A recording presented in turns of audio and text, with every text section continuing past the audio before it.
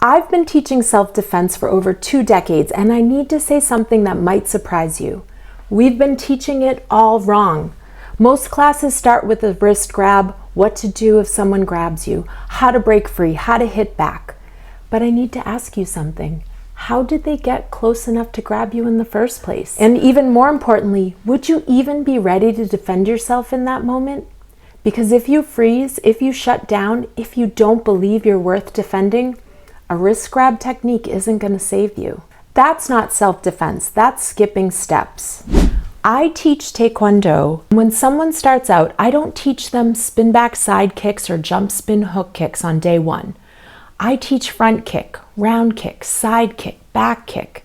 Because without that foundation, you will never be able to pull off the advanced moves. But in self-defense, we skip right to the flashy techniques, wrist escapes, throws, red belt material. And I've taught it that way too. I'll own that. But it wasn't until my own daughter started preparing for college that I realized she didn't need red belt moves. She needed to become strong at the foundation. That foundation is mindset. It's self-worth.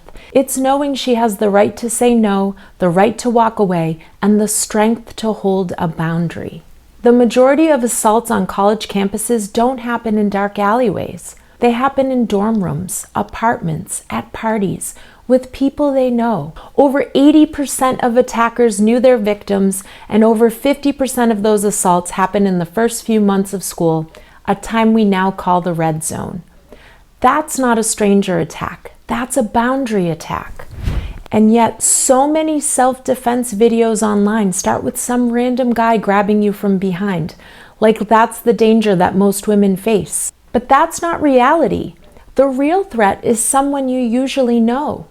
Someone who slowly crosses your boundaries, tests your limits, and chips away at your confidence until you're unsure even how to respond. That's not a sneak attack. That's a pattern. And if you don't learn how to stop it earlier, it gets harder to stop later. So let me say this clearly. The first step in self-defense isn't physical, it's mental. Can you say no and mean it? Do you believe you're worth protecting? Will you speak up even when someone makes you uncomfortable? Can you recognize manipulation when it's disguised as flattery? That's day one. That's white belt training.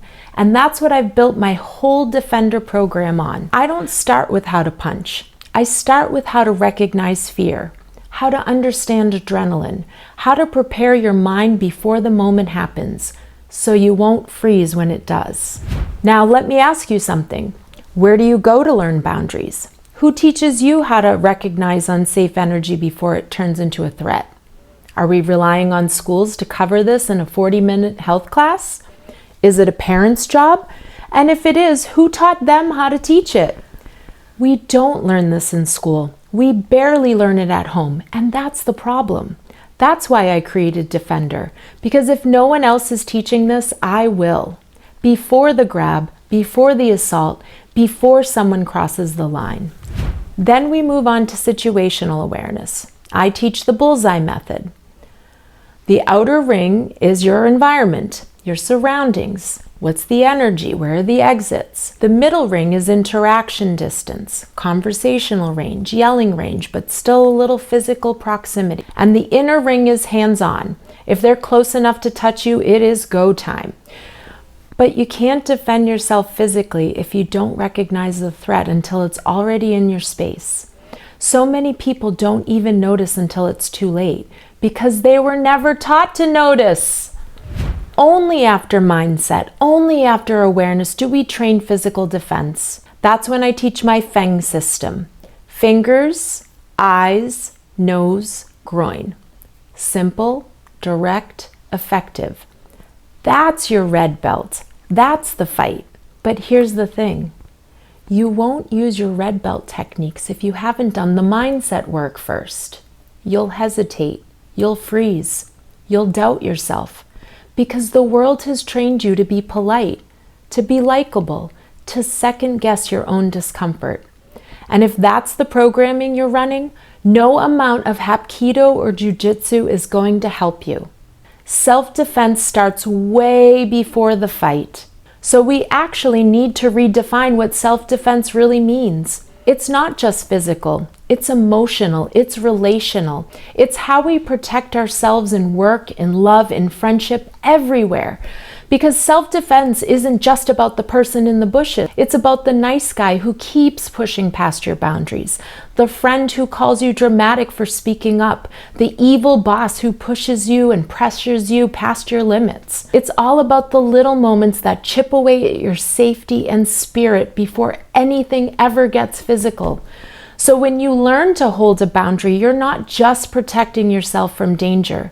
You're shaping the way you show up in the world. That skill, saying this is okay and that's not, will follow you everywhere. It's how you protect your energy at work. It's how you walk away from manipulative friendships. It's how you choose partners who respect you. And it's how you'll raise kids who know their worth too. I'll be honest with you, no one ever taught me how to build boundaries. I learned the way so many of us did, by having them crossed. I learned through discomfort, through regret, through realizing I should have spoken up sooner, and then having to rebuild that line from scratch. I'm sure you've already lived them.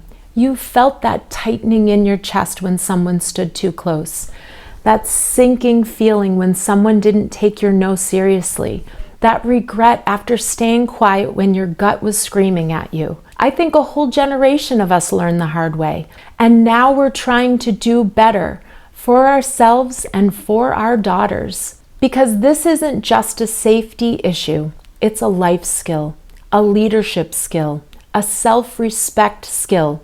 And if we don't build on that foundation early, we end up learning the hard way again through burnout, betrayal, and broken trust. So yes, I teach wrist escapes. I teach feng strikes. But what I'm really teaching is how to listen to your gut, how to hold your line, how to stop explaining your discomfort and start honoring it. Because when you learn to protect yourself from what's wrong, you also make more room for what's right. That's the foundation, that's the white belt work, and that's where your real power begins. This all didn't fully hit me until I imagined my daughter walking into a dorm room for the first time, meeting new people, navigating new spaces, and wanting to be liked. And I realized she wasn't looking for wrist grabs. She was looking for a way to feel strong from the inside out. And she needed permission to be loud, to say no, to leave, to trust her gut, to believe that her instincts weren't rude or dramatic. That's the kind of strength that prevents violence in the first place. That's the kind of self-defense we should be teaching. And that's the kind of movement that I want to lead. Now take a deep breath with me right now, because I know that was a lot. And I also know you're stronger than you think. If you're tired of watered down advice, if you want to build your defense like a real martial artist, starting from white belt and earning every tip and stripe, then you're in the right place. My name is Master Roseberry. I'm a mother, I'm a martial artist, and I'm building a self-defense program that starts with what matters most: your mindset, your boundaries, and your voice. Because no one should have to be attacked before they believe they're worth defending. This is Defender, and you don't have to do it alone. Let's build your strength, your voice, and your power, starting right now.